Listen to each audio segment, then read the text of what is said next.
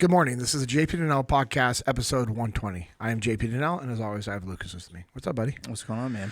How are you, bud? I'm doing okay. A little tired. Yeah. Had to replace my alternator this morning, and Oh, man. yeah.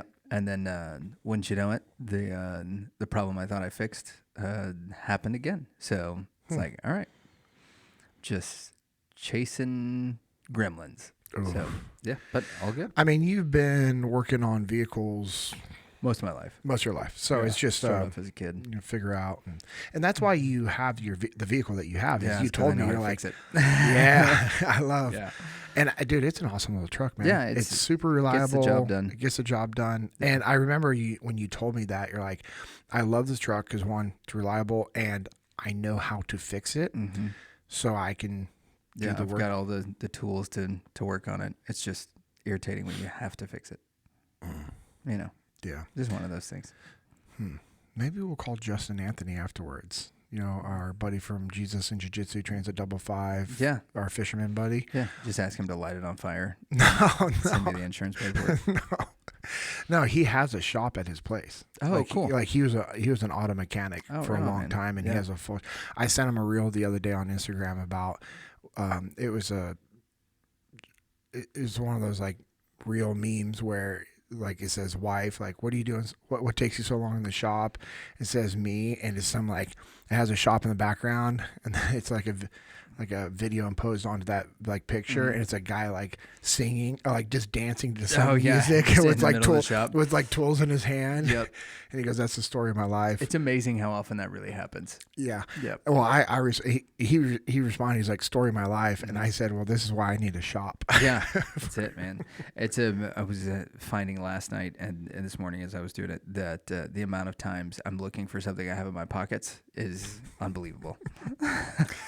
That is one of my goals, is to be able to have a shop. Like, I used to be like pretty decently mechanically inclined because my dad taught us a lot of that growing up, and we had vehicles that we worked on, and we'd buy vehicles to be able to work on. And now that I realize it as an adult, I'm super thankful because I realized some of the vehicles that we bought, my dad bought just so that we could work on them. He could teach us that skill set, and we would use those vehicles, or we would just turn around and sell them and make a little bit of money, which is pretty cool to be able to do that as well. But it's been so long. I mean, it was cool, like being able to go to like AutoZone, and buy the book for the vehicle that you had. Yep. And then just going through all those different steps or whatnot. So that's fun. So your church just kicked off a fast on Sunday. Yeah. 21 days. Nice. Yep. Okay. And you are, sorry, let me think how to phrase it. All right. What's obviously I understand the intent behind fasting. Yeah. But what is the intent for your church to do 21? Because I know some will do 21, some do 40, some do 3, some do 7. You know, there's a lot of different amount of days that people do. Yeah, you see like 1, 3, 7, 21, and 40 are kind of the main ones because that's what we see biblically. So like our intent with it, and the reason we did 21 is because the 21, when you look at Daniel fasting, is Daniel was fasting for God to move. And so that's what we're doing. We're using the acronym ROAD. So restoration, just like restored relationships, whether it's an individual with God, whether it's maybe somebody struggling with their marriage or family issues, those kind of things. So restoration, orientation, like finding direction for our lives, adoration, doing it out of devotion to the Lord, and then finally desperation, praying for people who are sick and are in need and those kinds of things. So you said that was restoration. Yep. Restoration, orientation, adoration, desperation. So that was our acronym for this one to make it easy for everybody to remember. Nice. I say that and then I went and used like multi-syllable words that are difficult to remember. So yeah, I might be working against myself there. We'll see. I'm just glad my laptop has spell check. So just lots of little red underlines right there. Yeah. So dive into restoration. Yeah. So restoration is, when we look scripturally, there are a few things that that we see kind of happen over and over again. And the restoration piece is a big one. Like when people stray away from the Lord or stray away from the things that they know that they're supposed to be doing, a lot of times what we see in the scripture is that they realize their sin and then they fast and pray. One of the best examples of that is in Nineveh. And so when you look at what happens in the city of Nineveh, they and this could be used for restoration and desperation. But what happens in the city of Nineveh is that they have been, it's just like completely godless. The prophet Jonah comes to him and it's like, hey, listen, God says you guys are under judgment if you don't change. And so immediately the people call a fast, the leadership follows in fasting, and they, repent of their sin, they fast, they sit in sackcloth and ashes. The other place that we see it, and the one that from the sermon standpoint that I really honed in on for this one in particular, is in the book of Joel. And Joel is talking to the people of Israel and letting them know that God is going to restore them, but only if they fast.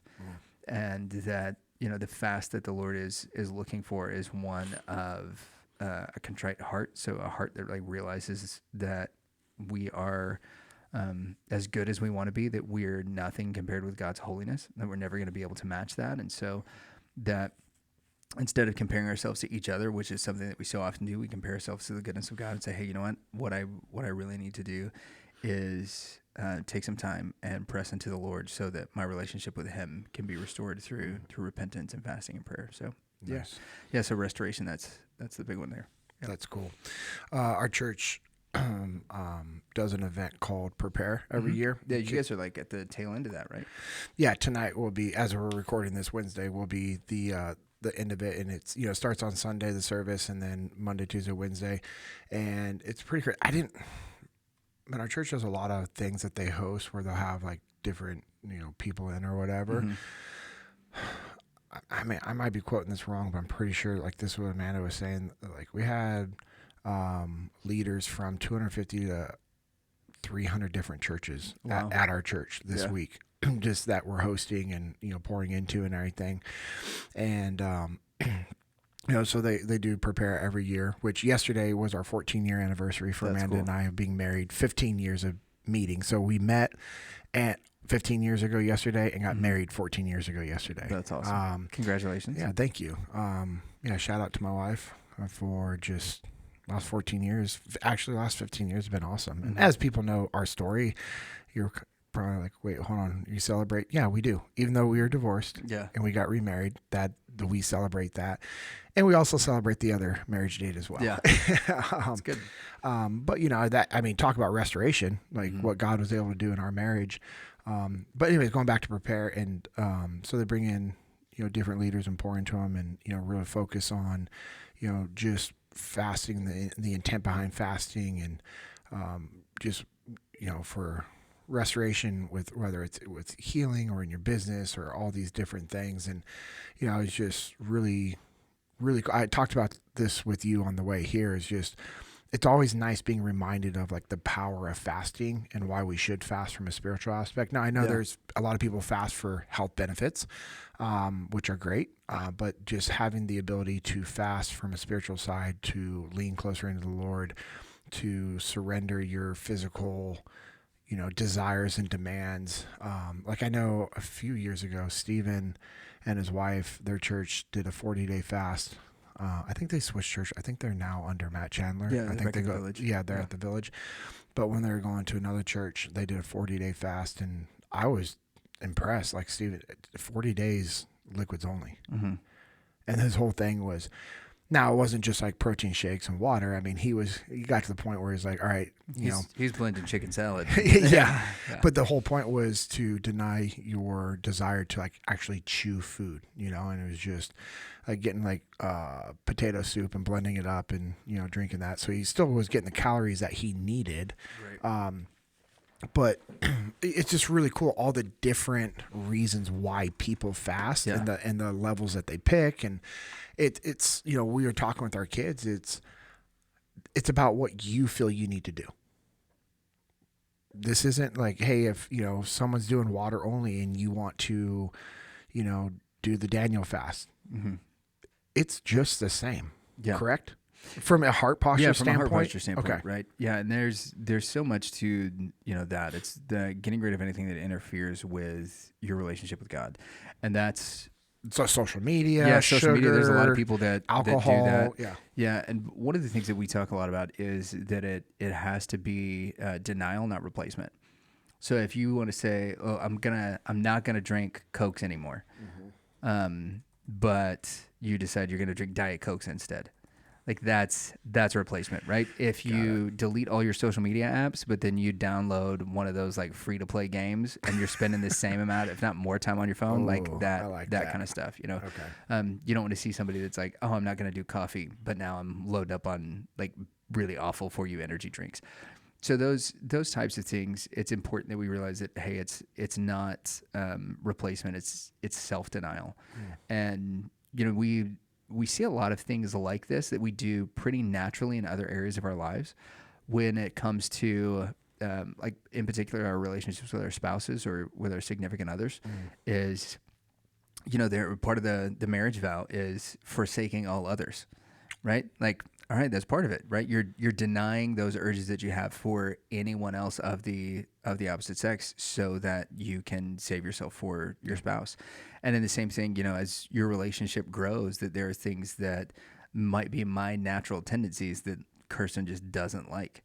And so I've got to learn, okay, is there a reason that I'm doing this? Is this purposeful? Is it something that's causing hurt in our relationship? Like, what do we need to do to talk through that? And then what do I need to do in order to, not do this thing, which has become habitual for me, whether it's, leaving clothes right by the foot of the bed, right? Because I get home and I want to change into some comfy clothes, and, that's often a thing for me. Or if it's that I, just need to stack everything up on one side of the sink because she wants one side of the sink clean. Those like little, we're denying our natural habits in order to grow closer or to show appreciation or to reconcile relationship with our spouse. We do the same thing in a lot of our other relationships as well, whether it's the word choices that we make or the way that we talk about things because we want to respect somebody. We just kind of put this barrier up whenever it comes to our relationship with God, where we're like, no, I don't need to do that. God already knows everything about me. Like, why does it matter? And it does for all the same reasons, is that it shows adoration, it shows appreciation. And, one of the examples I used was when Kirsten and I first started dating. And I think maybe this is when it comes to the adoration piece, this is the easiest thing to kind of see. I mean, you're the father of a couple young boys, and a couple of teenage girls now, right? So if they have somebody that they like, the world stops. Yeah, we're dealing with that right now. Yeah, right. And it's a struggle, and everybody around you is like, you've changed. You're like, no, I haven't changed. I've just found the one, or like whatever it is, right? And one of the things that you and Andrew Paul mentioned was that like Seth loved being in love, and that there was this, if there was a girl that was adored by Seth, like she got all of him and everybody else kind of got a lot less Seth during those times. And that's one of the things that, you can write it off as like romantic, but every one of us, when we start to fall in love with someone, we go through that stage and that phase. Everybody does. Yeah. It doesn't matter who you are. And Right. I know there are some people listening like, oh, I've never done that. I Yeah, bet go you ask have. your friends from high school. Exactly. Right? Yeah. Or your parents or, anybody. Yeah. Yeah, and one of the things, when Kirsten and I first started dating was that she was just coming around all the time, and which was great, right? I had just had ACL surgery, so I'm not traveling very much, and definitely not like going for a run or anything like that. So she was coming over and hanging out, and our roommates were like, "She's here all the time." I'm like, "Yeah, she is." And actually, to be perfectly honest, you guys, I'm just gonna warn you. Y'all are probably going to have to move out of this house soon because I think we're going to get married. And they were like, what are you talking about? I was like, no, like legit. Right. And there's, there's all of those things that change because you have adoration for this person. And it's easy, again, to see in our relationships, it's easy to see in our friendships. It's easy to see oftentimes in our business relationships how much we morph and do things in order to show appreciation to the other companies and other organizations that we work with in order to maintain those relationships. And often enough, we neglect it when it comes to our relationship with God. And so it's just one of those ways that we can show him, hey, listen, I'm going to give this up, And in the time that I would normally do this, I'm going to go and intentionally spend time with you because I want more of you, even if it means not having some of this right now. Yeah. So it's cool. Yesterday, I was just thinking about, I'd watched a video that Marcus Luttrell did when he's talking about fasting. Dude, this is so good with Dale Brisby. Yeah. Yeah. I use that example in my thing. Why don't you tell him about it? Yeah. I don't know if we're talking about the same thing, but when he's talking about, we're not. So Marcus did a 40-day fast. I feel like we talked about this recently. Him and his brother both did. Yes, right? And they're big dudes. Yeah, and I feel like I legitimately feel like we just talked about this recently. But anyways, the thing that I went back to mentally the last few days and today, and I don't know. I mean, man, I might keep pushing. I might change my fast a little bit, and it just might be something different moving forward. Yeah. But anyways, him talking about every time he'd feel hungry or that desire, he'd go wash his face. Yep. Wash his face and comb his hair. Wash his face and comb his hair. What a really cool, just like reset. What would you call that? Like a, not like a trigger, not like a, I don't know. Yeah. If you think you know what I'm talking about in the comments, like in the drop in the word that we're looking for here. Yeah. Well, I thought you're conditioning yourself. Yeah. There you so go. I don't know what the actual term that I'm looking for right now is, but I really thought that was cool. And like, so yesterday I went into my bathroom and just put some cold water, and I was just like, all right, cool. And it's interesting too. Like in the book of Matthew, in Matthew 6, Jesus talks about how we shouldn't be like the hypocrites whenever we fast that make themselves look gloomy, and what that language can mean is not just like making themselves look sad, but it also may mean that they're like legitimately like putting on makeup to make themselves look more gaunt and to make themselves look like they're really suffering for the Lord. It's crazy, right? That's crazy. But instead what he says is, you should kind of like hold your head up high and do what you're supposed to do. And so I loved what Marcus said about that and used that in our sermon on Sunday. I was like, hey, some of us will need to just go splash some water on our face and comb our hair. And there are some of you that, when you're fasting, because of the amount of times you're washing your face and combing your hair, it might actually be an improvement. So, we'll have to do that. I was told afterwards by my wife, she was like, you could have left that out. And I was like, but it's true. It's true. It wasn't wrong. And I don't think you deliver, know. I wasn't rude about it, but But her feedback is also very valid. It's also good. Yes. Yep. I mean, I don't have enough hair to comb anymore, so I don't know. It's all good. Yeah. I'm fine with it. This is kind of nice, actually. Remember when I was training MMA and fighting, one of the things our coaches would tell us, Jake Underwood, Zach Underwood, Andy Urich, Joe Pass, those guys, Dave Ferguson, rest in peace, man. I think we're coming up on the year when Dave passed away, which is heartbreaking. The guy who's in the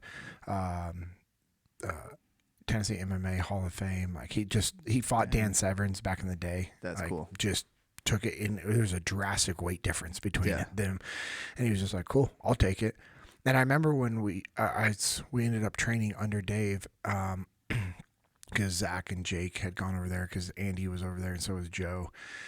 And just Dave was just an awesome human. Yeah. And he was just such a nice human. Like my buddy Donnie, who I've talked about a few times, who's a firefighter, paramedic. He's a black belt there, and he's one of the head instructors now. And they've really carried the torch since Dave passed away. My buddy Eric Mahone, he's actually, I don't know if he still is, but he was the mascot for the Memphis Grizz. Oh, was he really? Yeah, the dude that did all the crazy stunts. Yeah. That was my buddy Eric. That's rad. And we'd always joke and call us part of the old time MMA guys, because we're the old guys. All these young kids are like trying to I want to be in the UFC, and Eric and I are like, bro, we're just training and fighting as just something to do. We're not. But anyways, so training under all these guys are incredible. Oh, by the way, Eric's now a referee in the UFC, which is crazy. I'll be watching UFC fights, and I'm like, that's my buddy I used to train with and spar with. You ever text him and you're like, hey, man, it's a bad call? Every time no. I haven't seen him make a bad call yet. I'm sure he will, like every ref does. But I always take a picture, and I'm like, but anyways, so being under those guys, every single one of them, and Dave was really big on this, and so was Zach and Jake and Andy and Joe. But this also came from Dave. Everyone looked up to Dave as this awesome fighter and coach and trainer. And was his whole thing. I remember we would talk a few times. He's like, you can never let your opponent know that you're tired or hurt. Yeah. So keep your head up in the round. Like when you're sitting in the chair, head up. And if you don't have to sit down, stand up. Yep. And it was just this. And also the big part to that, it isn't so much for your opponent, but it's for you to realize like, no, I'm not tired. I'm not weak. I'm not hurt. I'm not broken. I'm still good. I'm strong. I'm in the fight. Like, yeah, I'm in the fight. It's similar to what Sarah was talking about, last week's episode. Like, get up and run. Like, dude, get back up, bro, and run. Dude, that episode with Sarah it was great. And one of the things that I've noticed is how often my toddlers do that. Like, once she said it, you probably were like, oh my gosh, you're now seeing it all the time. Yeah, and now it's stressful. Like, because I'm noticing how much they're falling down, which I think is why God made them so close to the ground. Because it's just so, like, Scotty this morning was running by something, a toy, and he wanted to pick it up, and instead of like stopping to pick it up, he tried to pick it up mid stride, and he just doesn't have the dexterity to do it, and so he ate it, and just immediately it was like this thud. And I'm watching it, and he's like, I'm fine. And just picks up the thing, grabs it, and then takes off running again. Yeah. He's like, Mike got it. Yeah. Sweet. It was the same thing with Sarah's son. When they were visiting us, they stayed about a week with us, and he would just, doom. You just hear that. Bro, and they hit you just hear so that. hard. Yeah. And then you look, and it's their head against the table or the floor or the wall or the couch. And they you just smoked themselves. And you look at them, and they look at you, and if you freak out, they freak out. And so we're like, yay, and I'm not going to say his name, but because he's 2. And Bruv. Yeah, buddy. Bruv. Yeah, Bubba. And he would just look, and then he'd be good. And there's other times you knew he was not good because it didn't matter how much cheering you do. He's like, no, I'm in pain right now. Yeah. It's wild, too, because they know. And with our 3-year-old, so we reupholstered, and nobody on the in the audience cares about this, but here you go anyway. We reupholstered our dining room chairs, nice. And so now they have like a vinyl on them, so that when the kids color on them, it's easier to wipe off. Smart, very smart. They're also slick, and whenever the kids were in shorts all summer, it's like not a big deal. Now that they're in wool socks and sweatpants, they're like sliding all over the chairs, and so our oldest like ate it, hit the ground, he slipped out of the chair, hit his head on the table. Then hit his head on Kirsten, who was sitting next to him. She was holding our other kid and couldn't get him. And then he hit his head on the ground. And he's like, starts crying. And she's like, give him a hug. I'm like, I'm not giving him a hug. I just sat him on the table. I was like, take a deep breath. And he just looks at me and he's, starts getting himself worked up. And he did. He took a deep breath. And I was like, are you okay? And he's like, yeah, I'm just a little scared. I was like, cool. You're not hurt? No. All right. Hey, now you get the hug. Being scared is okay. Yeah, that's it. Bro, you were not the only one scared to watch you just do that, like, jackass fall from the chair. Yeah. I was like, yep, this is either, like, we're fine or, get the stuff ready. Grab the insurance card. We're going to the ER. But, no, all good. And, yeah, just the amount of times they just get up. And then, he hopped back in the chair and started putting his puzzle back together. Yeah. Puzzles were full contact sport. I know. Yeah. Who knew? Yeah. I know you and I have talked about this before, and I'd bet everything I have in savings that you've talked about this with your church and or with people when you're doing counseling. Kind of going back to what we're talking about for fasting, and the power of prayer. Last night, one of the pastors that was speaking, he was talking about like our prayers. Pastor Tyron said this because he was kicking it off with the prayers for different things. Like, and as a church, we were praying these things together. And he's like, hey, it's different segments. Like, hey, if you are wanting, if you've been praying for conception to have a baby, stand up. And so all those people would stand up. And it was like, hey, if they're close to them, if they're close to you, put your hands on them. We're going to pray. If they're not, like, put your hands out towards them, pray for them. And to see the amount of people stand up and just be weeping because that's all they want. Yeah. And just us praying as a congregation over them and them praying and declaring like, hey, Lord, if it's your will, like, and one of the things Pastor Tyron said is like our prayers don't stop at the ceiling of this building. Yeah. I'm phrasing what he said, meaning we can intercede and pray on behalf of people.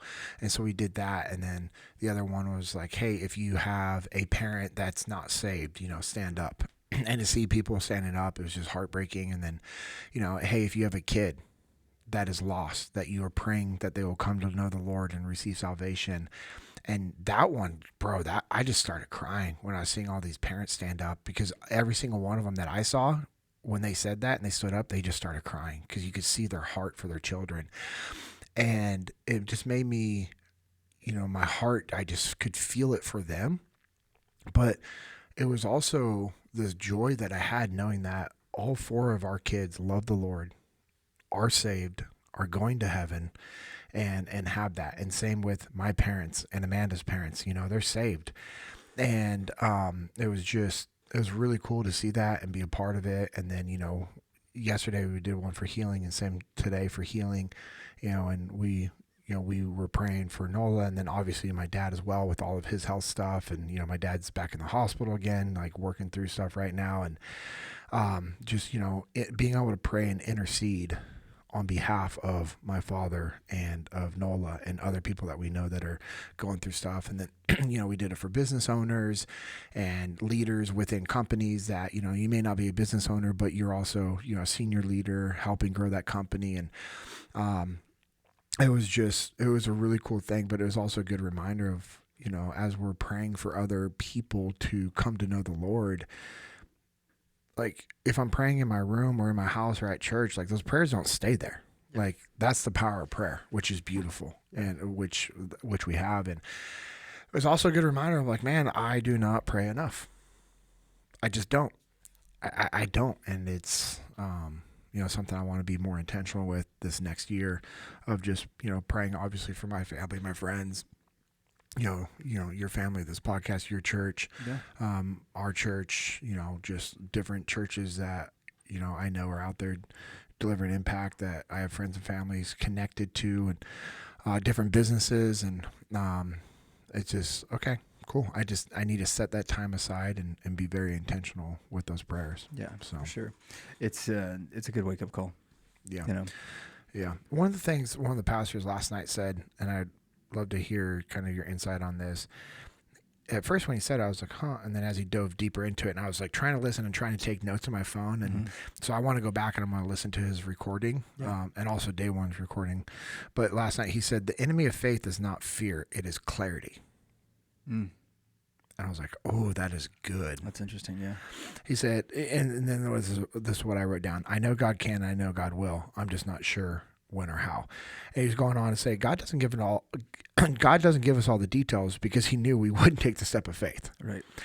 He gets us into something because of our faith that we wouldn't step into normally, especially if we had all of the details. And he was giving some examples from the Bible, and it was like really funny the way he said it. He's like, hey, you're going to be a king. People are going to bow down to you. But he's like, I'm going to leave out about 13 years of things that strife and heartache and all this stuff. Yeah, for sure. And it's the same thing in a lot of just leadership stuff. And we recognize this, that if you bring on somebody that you've brought them on to be maybe an executive, right? Or that they're going to be a high level leader in your company, that as soon as you bring them on, you don't just hand them the reins and say, here, go for it. Like you got to go through some training. And with a new hire, on the front lines, you do the same thing. You don't show them everything at once, or else they'll be like completely overwhelmed, right? If they took you guys straight out of Buds and skipped SQT, threw you into a platoon, and then shipped you over to Ramadi without a workup, you'd be like, what the heck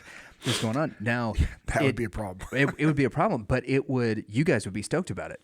Because you would be thinking like, this is exactly what I wanted to do, and now I'm getting to do it. Not realizing how ill-equipped for everything that you were, just because you had the ability to survive weeks of surf torture, and just have the guts to make it through all those things. The actual separation and turning you into what you needed to be in order to accomplish the mission happened after all of that. Yeah, and I think we get impatient, and so we think that we have it all figured out. I am one that will, I'll use an example from a couple of weeks ago. I do a lot of research and study for my job. Yes. And for pleasure, because I'm a weird guy, and so. Well, that's why you're in the position you're in, because that's the way you're wired. That's what God's like. Cool. Boom. Yeah. And I love it. We were having a discussion about something. Well, 2 other people were having a discussion about something. I came in the middle of the discussion and just gave this huge knowledge dump. And it was the inappropriate thing to do. I did not read the room at all. I wasn't listening to what anybody else said. I just gave them all of the information that they needed in order to, have the have the knowledge to make the proper decision, which of course is the conclusion that I have come to. So congratulations, all of you. I'm going to go fill up my coffee cup. You guys marinate on this. Yeah. And then I realized about 10 minutes later, I was like, I really mishandled that. Mm-hmm. And I think that I upset one of our leaders. And sure enough, man, I called him afterwards. And he was like, yeah, I felt like, I said, I apologize. I realized that I offended you. As I was thinking about one of the things that you said, I was like, this is out of character for him. He was like, yeah, I felt totally dismissed and condescended to. And I was like, well, I apologize. And he's like, cool. I appreciate that. I'm too mad to talk to you right now. It's like, all right, fair enough. Right? Like you don't, he's just not in a place where he feels like he can have that conversation, wants to, appreciate the apology, wants to think about it a little bit. And then within 24 hours, he called me, we chatted, and it was all good. When he said, I'm too mad to talk to you about this, mm-hmm. What was your initial response to that? My initial response to that was, hey, I understand. Okay, good. Right? Because as it's a tough thing, man, when you're a leader and then you've got somebody who is a leader that's, under you, but also a really important leader in your organization. Mm-hmm. What happened was someone had asked a question to another one of our leaders, and I came in, and instead of trying to figure out what was going on, I jumped in with this massive knowledge dump and just got way ahead of where this guy was. Got it. And didn't let him work through it. Right. Didn't let him work through it. And because of that, it really came across as though I was dismissive of this other leader. And so I completely understand why he was angry. I think that was, he was hurt. He was offended. All of that. And that's not typically the way that I conduct myself, nor is that normally like his posture, and all of that to say that, getting to the end of it, whenever you're looking at things like why clarity is oftentimes the enemy of faith, is because the way that I handled this situation, first off, I hate that I put myself in this situation. Yeah. And that I put our other leaders in this situation. Massive mistake on my part. Okay. But took ownership of it, talked about the consequences, right? Went through the hard conversations framework.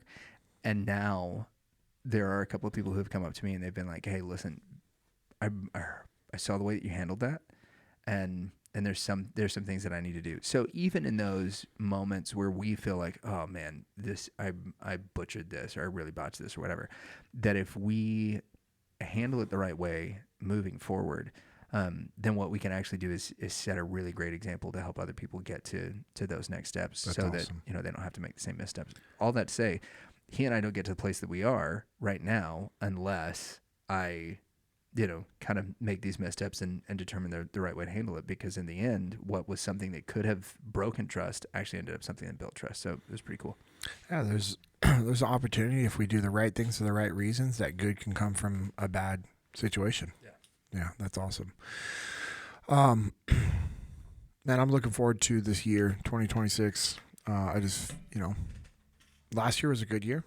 There was ups and downs, like every year. Yarp. I mean, but that's the thing. Every single year is going to have good days, bad days, good weeks, bad weeks, good months, bad months, good quarters, bad quarters. I mean, in your marriage, with your family, with your business, but I'm looking forward to this year because I think it's just going to continue to be good opportunities. And like, that's the way I like to look at life is, all right, cool. Like, this is going to be a good year. And that's not one of those like, oh, new year, new me things. Like, no, I legitimately think it's going to be a good year. Like last year when it started, I felt like it was going to be a good year. And overall, it was a good year. And even the bad days, bad weeks, bad months, bad quarters, bad years are good compared to what it could be. One of the things I know we've talked about before, and I try to remind myself, is my worst day is somebody's dream. Like the bad days I have, the bad weeks I have, even a quote bad year for me, however I would categorize that, other people will be like, man, that's a pretty dang good year. Yeah. So, I'm excited. One of the biggest blessings this last year was just being reconnected with Hayden and just having the opportunity to, have him, be back in his life and him come into my family and experience, just the relationship with the kids, the relationship with Amanda, the relationship with me, and then us as a family navigating that. And, Amanda and I were talking today about like, hey, we need to sit down and plan out the year for, what we're going to do. And we have to be very specific with planning the stuff with Hayden because there's a lot of logistics behind that and timing of his schedule with him and his mom and his school and his sports and all those things. And just an added thing that we have to be very intentional with. And I want to make this next year even better when it comes to the time with him and the time as a family together. So, and I'm excited to see where God takes this podcast this next year, and excited to see where things go with Echelon Front and on the path printing and Bruiser arms and everything else. Like, I just think, there's a lot of cool things, and I know you have some cool stuff going on with the church and your family. And, I'm excited. I'm healing from the injury extremely fast. Which we've got some questions about whenever we get to our Q&A portion. Let's go ahead and kick it off with that right now. Yeah. So here's some I'm going to do some rapid fire stuff. First off, how much longer before you start training Jiu-Jitsu? 29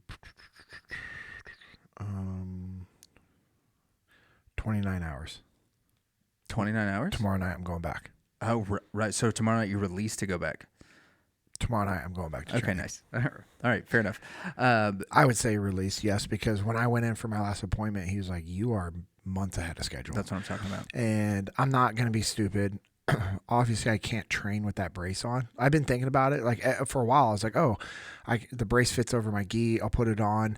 I wouldn't be able to do a lot of stuff. So I'm gonna see. I'm gonna test. I'm gonna see what Victoria says. Formiga and his family are still gone. Yeah. It was his birthday the other day. Or no, his birthday's coming up. Sorry. When this is out, I think his birthday. Anyways, happy birthday, Coach. And so they're still in Brazil because they went there for the holidays, and it was such an expensive trip. They're like, no, we're going to stay as long as we can to make it worth it, which is great. So Victoria is leading all the classes, and so I'll see what she says tomorrow night. Like, I'll show up, obviously, gi belt, everything for gi class with the brace on the outside, and if I'm able to drill with it on, cool. If I need to take it off, I can also do that. I'm just going to have to be very intentional with who I drill with, and if I'm able to lightly roll, just be very smart, probably tuck my arm in, not use it, or, just there are going to be things that I can and cannot do, which is crazy because, I think this week is 11 weeks. Yeah, it's been a while, man. But which is crazy is compared to how long it should take for a complete tear and detachment. It should be a couple more months before I'm actually able to train. But when I went in for my appointment, he said I'm very well ahead of schedule. Right on. That's good to hear. Yeah. All right. Next thing, and this is a question that I've asked before, and now I want to be more specific. Is that arm now your Bruiser arm? My Bruiser. My Bruiser. All right, I'll skip it. I just you give me a little more clarification. No, because you're in Bruiser arms. Is that your Bruiser arm? Well, it's not bruised. Yeah, so not anymore, which is good. Sure. That's good. Actually, it really wasn't bruised from the beginning. Yeah. I took a week's worth of peptides and put it into the tear the night it happened. Put a week's worth of peptides the next night.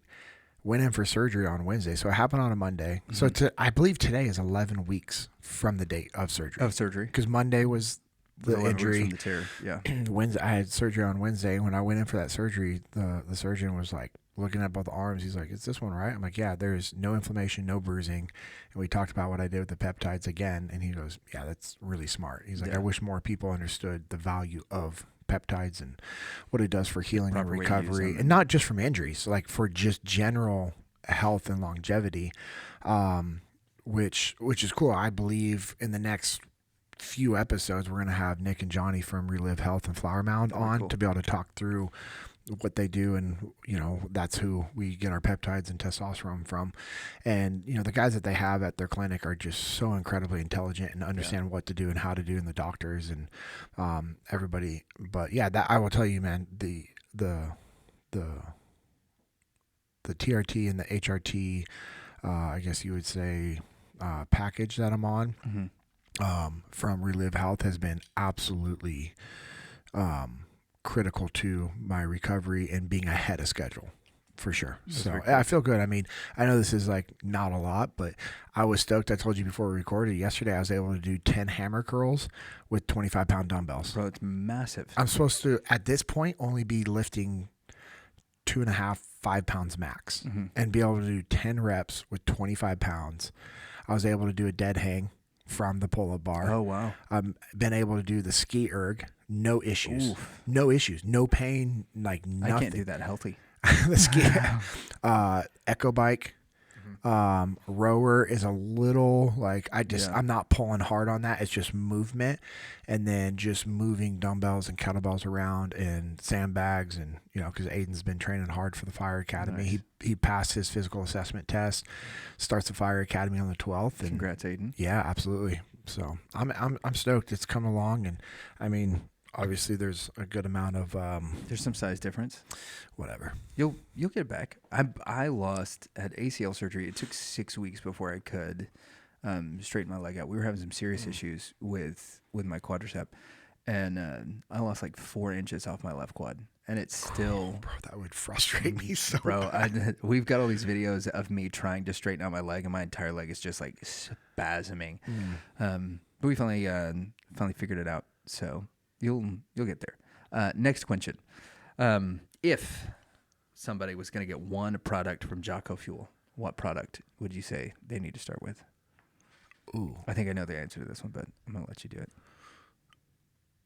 any one product from Jocko Fuel. Yep, they're like, I want to try Jocko Fuel product. What one thing should I try?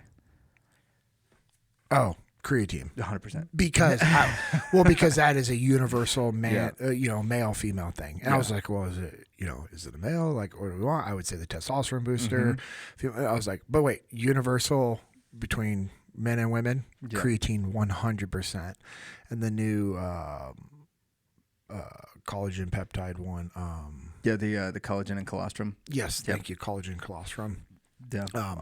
When my sister was staying with us, her and her husband Brian, they're looking through that, and they're like, "Ooh," my sister like, "This is awesome." Yeah. And my buddy Jackson at Jocko Fuel had sent me an extra one. I was like, "Merry Christmas." Here There you you go. go. She's like, "What?" I'm like, "Yeah." So Yeah. they flew back with it, but yeah, I would say absolutely the creatine, and then the joint warfare is a game changer. Krill oil, and then the sleep stuff is awesome. Yeah. If you're struggling with that, it's not a bad get. Yes, it's Yeah. But I think you're right. Universal recommendation. I'm the same there. Where we go, I wish go creatine. I wish we would have made it a priority when Sarah was here and we could do it over Zoom, but just to have a full episode of her just breaking down the Jocko Fuel products That'd be and rad. like talking about it would be awesome. But That'd yeah. be very cool. So if somebody wants to get Jocko Fuel products and support the podcast, Yeah, go to jockofuel.com and then use code JPPod20. It'll save you 20% on checkout. And we get a little bit of a kickback to make sure that, my alternator gets put back in the pickup. yes. So go make a large order. There you go. Hashtag support Lucas's alternator. The same question, but this time for Origin, which I think this will be a little tougher because there are a lot of different ways that you could go. I would say let's exclude the Jiu-Jitsu line. Okay. Right. So sorry, Dennis, but we're gonna take all the Jiu-Jitsu stuff out of it. Let's go with a lifestyle or like daily wear thing. Okay. As I'm thinking about that, I'm going to show you a picture that Dennis sent me last night. And he said, I designed this, not sure if we're going to launch it. And I said, if you don't launch it through Origin, please tell me. And I'm going to have Josh and I print it through On the Path. Nice. He sent it to me when I was sitting in church last night next to Mike Mitchell. And I showed Mike, and Mike was like, oh, yeah. And he doesn't train jiu-jitsu. And he was he like, just wants it. all right, so this is what the front of the rash guard would look like. Okay. Nice. You already know where I'm going with that color combo. Yep. That's so sick. I 100% want that. Yeah, can't. Yeah, I won't We're say not saying anything about anything. it. Yep. There you go. Dennis? Find out if you find out. Dennis, if you do not do this through Origin, I said, he goes, as a joke, I designed this. I said, that will sell. He goes, oh, I was like, I need one. Yep. He goes, I think I can make it happen. I said, if not, I will print that through On the Path printing with Josh on a different colored shirt. That is so sick. Yeah, that's awesome. I want that so bad. Yeah, Okay, I am really stoked for the BJJ line because they always do something cool for Independence Day, and this being the 250th anniversary. I already told Kirsten, I was like, listen, in July, we're gonna make like a substantial purchase of new Jiu-Jitsu gear. And she was like, oh, okay. And I was like, so you'll get stuff, I'll get stuff, but how clean is that? That's sharp, man. That gi? Mm-hmm. Again, this is, nobody knows about these things. Yeah, but I'm stoked about that. For I can imagine for the 250th, they'll go all out. I bet. And I got to get that George Washington rash guard. So anyway, now that we've talked about that, origin. yeah, lifestyle or work item. That is a really difficult question because their boots are unreal. Yep. The mock toe boots that I have are just my absolute favorite because they're super comfortable. Nice wide toe box. Yeah. I've worn those when I've been traveling, come home, do stuff. Like literally I've worn my mock toe boots from Origin for 18 hours. And, feet weren't fatigued. They felt great, super comfortable. The Delta 68 jeans are, you're wearing a pair right now. They're super comfortable. Their hoodies, like that Kilo hoodie is so warm yet lightweight. The Maverick, the jacket, is awesome. That is a super comfortable jacket. Man, I don't know, that lightweight hoodie, that lightweight RTX hoodie, that has been very popular on the news. That's, to me, I think that would be a good start because you can wear that while you're working out. You can wear that when you're doing stuff around the house, if you're working around your property, if you're going out to dinner. You can literally wear that little lightweight RTX hoodie for everything. Yeah, they're pretty rad. And you're talking about the footwear. Like I've got some of the carbon Coronados that I've had for a couple of years now that are like when I ride my bike, when I'm doing awesome. working. Right, they're stellar. Yeah, the RTX hoodie. It's pretty cool. It's a great way to go. I've been a huge fan of the like if I'm gonna get something to really like show off Origin, I'm either going the cotton shirt or the cotton jeans. Because it's something that it feels like it's sturdy, feels like something that you could work in, that you could play in, and they're super cool. And having something like that you could use or put on with anything, is pretty rad. Yeah, so I've dug that. Yeah, the core tee and then the new 100% cotton jeans. Yeah. Mike, so comfortable. Mike last night was cool. We saw each other at church. We're both wearing Origin stuff. He's wearing the Ninja hoodie.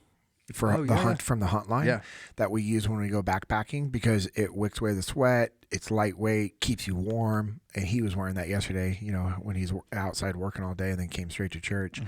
And that line is incredible as well. So it's really hard to pick something, but yeah, I could see like the cotton jeans are pretty sick, and that's pretty cool. And there's a lot of people that are like pushing for 100% cotton material and stuff now, and seeing that it's all come from the USA's. It's pretty rad. Why is that also a pretty cool thing? Well, so there's a ton of research behind it, particularly cotton, wool, and linen, that if you make something 100% out of those materials, that there is an electrical charge component. And some people are actually using the word charged as part of their marketing for this, that there's an electrical charge component in the way that it reacts with your body, that it actually can improve performance and all kinds of things that, especially that have to do with ability to conceive and all kinds of stuff. So what we noticed about it that was really interesting is that, scripturally, there's this prescription of don't blend fabrics, where something that's either 100% cotton or linen or 100% wool. And now, a few thousand years later, there's scientific evidence that shows like, hey, this is a really good plan. Weird. Yep. Okay, so we've got those. Now, some of these questions, I'm going to allow you to abstain from answering because there are... No, let's go. It's not a long way to get into murky waters. Okay, so number one. Not a long way to get into murky waters. I like that. Yeah, thank you. There's a lot of anniversaries coming up this year. Okay. Which anniversaries are you it's 25 years for 9/11 this year. It's the 20th anniversary of the passing of Mark Lee and of Mikey Mansour. Yep. You guys are coming up on a big anniversary for just like Ramadi in general. Yeah, next weekend. Yeah, it's crazy, right? Yeah. So, which of those anniversaries, and I'm sure they all hit you in different ways, but like which of those anniversaries do you think you're most I don't know if excited is the right word? Yeah, excited wouldn't be the right word, but just more of a, I don't know. Yeah, which one do you think is going to be the most impactful? I think that's probably the best way to put it. Because you were in boot camp when 9/11 happened. Yeah, I was in boot camp when 9/11 happened, and that changed the trajectory of my career, which affected everything, which affected, my first deployment, my second deployment, my third deployment, what I did at Trade at. And then even when I got out, there's still the effects of other deployments of guys that are going on, and, the war machine still pushing forward. I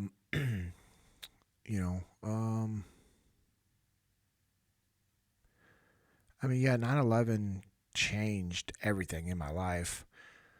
The anniversary of, the Battle of Ramadi kicking off, I mean, that was extremely impactful being a part of the Battle of Ramadi because of what our task unit was a part of, what we learned, what we endured, the burden that we felt from that, the lessons that we brought back from that changed how we trained and equipped guys in the SEAL teams, which changed the, maybe the trajectory of the teams as a whole, changed the trajectory of my path in my career and just my life in general because of now what I'm able to do with Echelon Front. But I would say the most impactful ones will probably be the anniversary of Mark and Mikey passing away, just because of the relationship with those guys and the connection with those guys. And yeah, 20 years, man. It's crazy. 20 years. And I like, even as you said that, I'm thinking back, like, I can feel like, as I think about memories of Mark and Mikey, as you say that, and they all just quickly go like through your brain, I can feel the sun, the heat in Ramadi. I can smell the dirt and the dust from rooftops and being in the back of the Bradley fighting vehicles and, tasting the sweat, and the smell of the uniform, the smell of the diesel fuel from those tanks and Bradley fighting vehicles. And, so I think those will be the most impactful for me this next year for sure. 100%. Keeping it in this realm. So you have talked often about how when you got out, you had some struggles with it. Yeah. And we've talked about the reserves. Yeah. Yep. Yeah, I wish I would have gone into the reserves. So what would that have looked like? Well, that is a good question. Yeah. And my answer is going to be very vague because I don't know. Yeah. But had I just, as I was getting out, all I had to do was sign a piece of paper that would have transferred me over to the reserve SEAL team units. Mm-hmm. And I would have been in the reserves this whole time. Now, would I have deployed? I don't know. Could I have deployed if I really wanted to and pushed it? Yeah. And I wish I would have done that. Yeah. Because it would have given me an opportunity to still be able to give back to our community. Like Andrew was saying, as a reservist, like he would go and help with training. So, I mean, how awesome would that be? Yeah. I'm not going to try to jump in on a deployment like I have priority over any of those guys, which I clearly would not have that priority, and I do not have that priority. But if I could have been able to help contribute to training, if they needed an extra body for a block of training, man, I wish I would have been able to do that. Let's say they're headed overseas and they just need an extra body. They need, we call them strap hangers. That would have been cool to be a strap hanger. Now I know I'm most likely not going to be going in and kicking open doors. Well, maybe I could have been a part of some of those missions because of my relationships with guys and being able to prove yourself like, yeah, hey, I'm still capable. I'm training. That might have happened, but guess what? I most likely would have been done. I would have been back at the FOB, Forward Operating Base, like doing operations and working in the TOC or helping with gear. You know what I mean? I'm fine with that. Like being a support to the active SEALs would have been pretty awesome. Yeah, that's rad. And I'm good with that. And I would have been good with that. Like, dude, you get out of the SEAL teams, you can't expect to be able to still do what active duty SEALs do. And there's a lot of guys that have that feeling like they should. And I never had that. And it would have been cool. And, I would have been, 25 years of service at this point, between a blend of active duty and reservist, which, I really, really wish I would have done that. If you were to enter into the reserves today, if you were to sign that piece of paperwork, would they count all of your previous time towards your retirement, or would it start the clock over? I don't know the official answer on that, but it would count my active duty time. Okay. Obviously not the gap. Right. But it would, my active duty time, and then there's a table that they judge all that stuff off of retirement. It's active duty plus reserve time, and there's some formula that they have. So I would have my active duty time, and then I would have my reserve time. Gotcha. All right. These next ones. So I could sorry. So technically, yeah, if I wanted to go in the reserves, I don't know the process, but let's just say I was able to. I'd probably have to go back through SQT, which would be awesome. Yeah. I'd be down to go through SQT in my 40s. I had a guy in his late 30s, maybe close to 40. Yeah. In my SQT class that came back in, and he went through SQT. That's rad. Yeah, and he was a stud. I remember man, this dude is old, and he was just crushing us on basic things. Yeah. Because it just comes back to you. You Yeah. know? I remember the shooting. I was like, who? Who is this guy? And we knew that he had been prior service and broken record and was coming back in, but he came through SQT with us, and it was pretty cool. That's cool. All right. Here's the one that you may not want me to ask, but this is ask the one. Anything, man. This is the one that I've been getting a lot of questions recently, so I think I know where you're going with this. This is the one that I've been getting asked. Does JP have any insider information on a conflict that's currently happening between a SEAL senator and a SEAL podcaster? Oh, geez. No, I have zero. All right, cool. Yes, zero insight. But I do know that sometime this year I am slated to be on Sean Ryan's show. That'd be rad. So if it happens, that's cool. Just one of if it those happens next people, year, cool. Like I'm good with whatever. I'm getting some folks that are asking me. They're like, "Do you know if he's like?" No, there's nothing. And here's the thing: not texting JP asking for his opinion on things. No, that is not. That is absolutely not happening. But here's the thing: if I did have any inside thing, I wouldn't share it because it's not for me to share. And I'm not going to do that to our community. Yeah. I'm not going to do that to Dan. I'm not going to do that to Sean. Like, I'm not going to do that. Yeah. And the legitimate, honest answer is I have zero information. I have zero insight because, to your point, it's not like they're reaching out to me. I'm not reaching out to them. Right. Now, I will say I do hate seeing it. Yeah. It's kind of just crappy for our community. And it's, I will say this publicly, it's crappy on both of their parts. And if they were here with me right now, I would say that. If I was on the phone with them, I would say that. If it was in a text message, I would say that. I wish that it did not have to be what it is right now. Yeah. But I also only have my perspective, and my perspective is flawed. I don't know either one of their sides, and I'm going to stay out of it. Yeah. Unless I had to be pulled into it, which the chance of that is about 1%. Yeah, I was going to say, what scenario does that have? There's a 1% chance. Yeah. Yep. I don't even know what that would be, and that's why I said 1%. Yeah, there you go. Yeah, I think that it's interesting though that that's one of the questions that I get as soon as there's like anything that goes on with SEALs. They're like, a Navy SEAL, right? I was like, former Navy SEAL. Yes. They're like, what do you think about this? What is he? Do you have any? I was like, no. No, first off, I don't know if anybody's talking to him, but he is darn sure not calling me and telling me what is the new terminology. He's not spilling the tea to me about what's going on in the SEAL community. I mean, and you and I talk about a lot of stuff. Yeah, it's just not happening. Yeah, so, it's not. Out of and respect, I don't want it. Yeah, one, you don't want it. Two, again, going back to out of respect for the SEAL teams in our community, I wouldn't share it. And I still stand by this. I think it's very unfortunate, and I wish it wasn't happening. Yeah. Because could you imagine, for a moment, if they decided to bury this BS and unify to work together, what they could do? Yeah. I'm just going to leave that right there. Yeah, That's all. Yep, 100%. Last one that I've got on my list is there was recently a guy that was photographed wearing a hoodie that I've seen you wear. I've not seen you doing the double thumbs up yet. This is another question I know both of us have gotten is, what do you know about it? And then what opinions do you have on it? What do I know about it? One, it's not AI. Two, Jocko did not call that unit and say, hey, put this hoodie on him. Because I've had a good amount of people asking if Jocko made the call. Like, well, hey, because a lot of Origin people hoodie didn't realize that hoodie had already existed. Oh yeah, because it's on pre-order right now because it's not coming back out until the spring because they cycle through their, and so it wasn't available on the website. Manufacturer. And so I was wearing it Monday on our all hands call.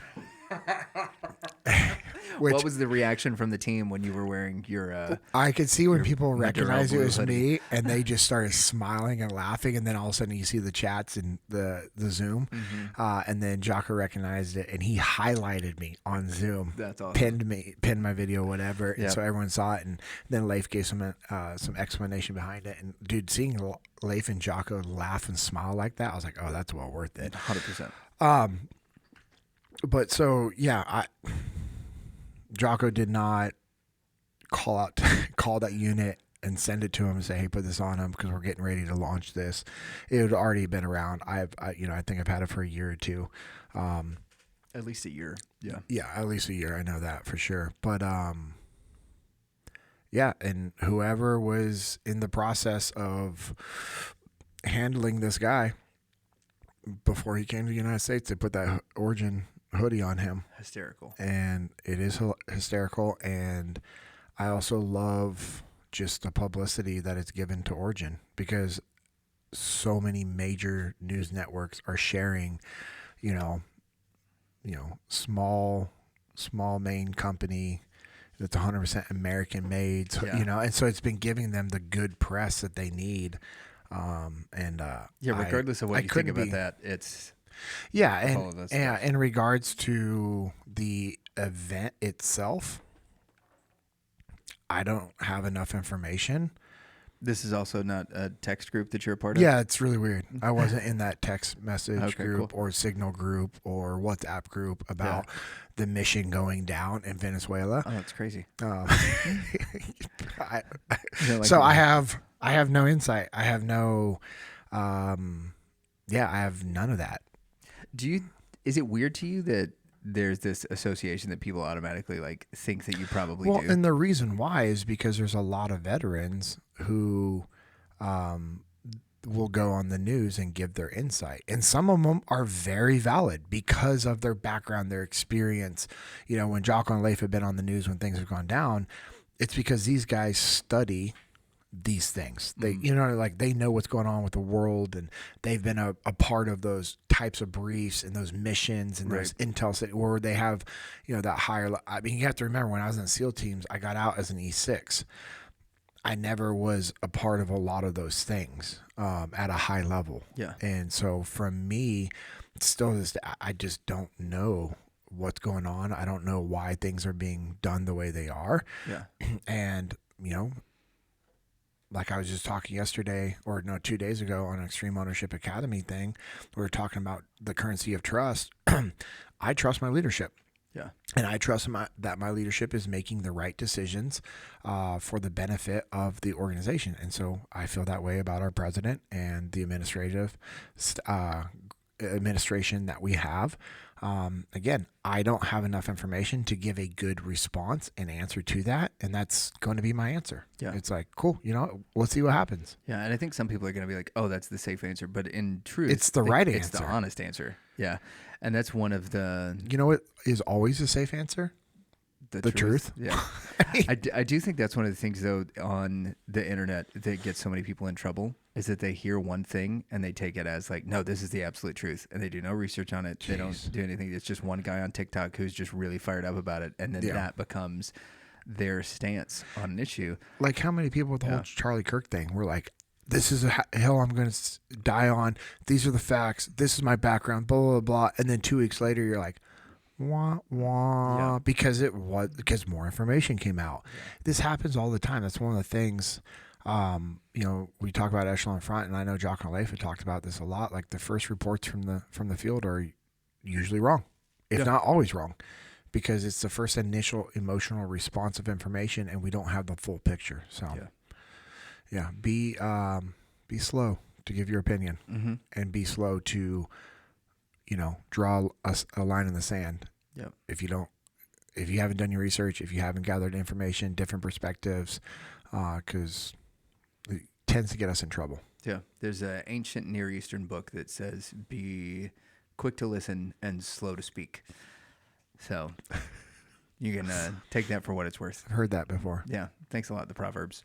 So that's all I've got for you, man. This has been a fun episode. We covered a lot of ground on this one. Yeah. Thank all of y'all for listening, for subscribing, for telling your friends about the podcast. That's still the number one way that people find out about what we're doing is word of mouth, letting your friends know. And so we appreciate everything that you guys have done there in support of us and the show. You can be part of the conversation. Go to YouTube, click something in the comments. There's still some words that we're searching for.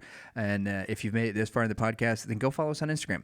I'm at Lucas Pinker. JP is at JP Dinnell. That's 2 N's and 2 L's. And then the at JP Dinnell podcast has clips from our podcast that are coming out, as well as some New Year's health hacks with Jonathan and Ann from First in Nutrition. If you go to firstinnutrition.com/JPpod, they will give you 4 free weeks of nutrition coaching. There's a lot of folks that are getting ready to get off the path with their nutrition plan. You started it. It was your New Year's resolution, but Quitters Friday is coming up.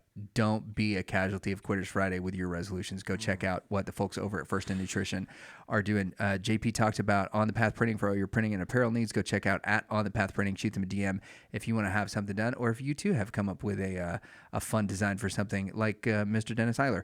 If you need some after skin care, we know that it's getting cold in a lot of areas of the United States, even if it isn't here in DFW, that there is nothing better for your skin than all natural products. Go to littlecattle.co, get that beef tallow to put it on your skin to make sure that you are hitting these winter months with the proper care and stuff that you need, man. There's nothing worse than being out in the cold and having cracked or chapped skin. And there's nothing better for your skin than the beef tallow that they've got there with those all-natural products. We got an organization we belong to called Jesus and Jiu-Jitsu. We got a big event coming up on Jan 24th. Jocko Fuel is going to send some products and some folks out there, which I'm super stoked about. Victor Hugo is coming to put on a free seminar at Six Blades Jiu-Jitsu over in Euless. We get 6,000 square feet of mat space, so we can house a bunch of folks to come and to check that out. If you want to go check out more about that, go look at Jesus and Jiu-Jitsu USA. And then, we've talked around it. We've talked about leadership, but leadership is the solution to so many of the issues that we were talking about. Yep. If you want to learn more about how to become the best leader that you can possibly be, go check out Echelon Front, echelonfront.com. If you want JP or Leif or Jocko or Dave Burke, whose new book, The Need to Lead, is a national bestseller and quickly climbing up the charts in other areas. So go check them out. Email info@echelonfront.com. And check out the Extreme Ownership Online Academy. There's a Monday call where we cover topics. We're allowed to do some Q&A, which is really fun. I get to be a part of that periodically as my schedule allows. And then there are online courses that you can do. JP's got a couple of them that he's done. Dave Burke, who we mentioned before, if you want to learn how to apply extreme ownership, go check it out. There is a course on that exactly, on how to implement extreme ownership, which is absolutely invaluable once you get on the path there. JP talked a little bit about his Bruiser arm, but the truth is Bruiser Arms does more than just make quippy comments from the seat across from him. Bruiser Arms is a company that JP, Leif, and Jocko partner with together. They create custom gear packages and custom training. Go check out at Bruiser Arms to go look at some of the stuff that they've done, as well as shooting them a DM if you've got some stuff to protect your home and yourself. And then finally, over to the people at Jocko Fuel and Origin. Big shout out, big thanks to Pete and Amanda Roberts for everything that they've done there. Jocko Fuel for keeping us fueled. And remember, jockofuel.com, when you go get that creatine and that colostrum or that krill oil, go use code JPPOD20 to save yourself 20% and help me fix my alternator. JP, you got any final thoughts? Yeah, man? Final thoughts. I was looking through the notes from yesterday, actually 2 days ago at Prepare from one of the pastors that's speaking, and this is my interpretation of what he's saying in the notes. And I think it's fitting for all of us to think about as, this year starts and what we want to go do. Preparation is what allows us to win. and is what gives us the winning edge. This requires discipline and being intentional with the work that we put in daily. You have to be able to execute the fundamentals consistently. So I hope that we all take a moment to think about what that looks like for us, how we can actually implement those things into our lives, and ultimately it takes discipline to go out there and execute those things. So I hope this episode has been a reminder to go do the work that is needed, to put in the effort, to build your legacy, and to never settle. This has been the JP Dinnell Podcast, episode 120.